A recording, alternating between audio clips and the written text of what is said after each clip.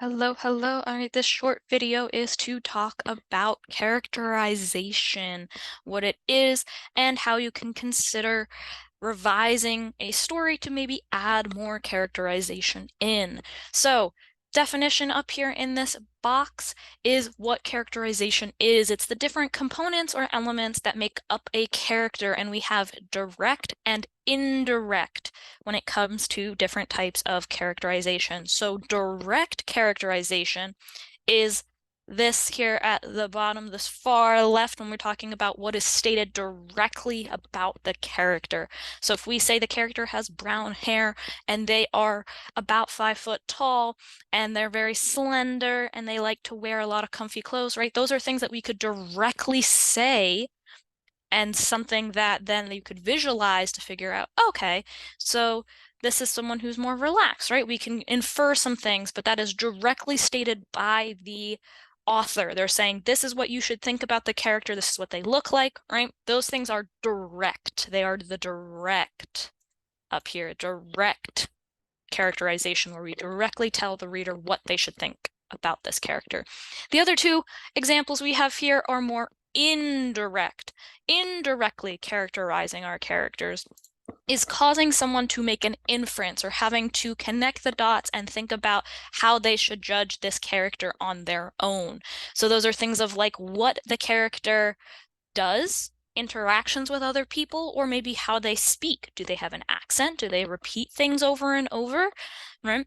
Do they check in on people? Like my Bitmoji's picture there of saying, do you have any questions? Do they pause? Does that show that they care about people, or do they just keep rushing through, not worrying about others, right? We can make some inferences, some assumptions about a character by what they do or how they speak, right? If they have an accent, that could tell us, hey, it's from a certain area, right? Or if they're using certain slang or certain wording, we can sometimes tell the age, or it can be a twist, right? It would be very weird to have a grandma character who's in their 90s being like, YOLO, man, you only live once, bro, right? That would be very strange, and then people will latch onto that character and tell us something very different.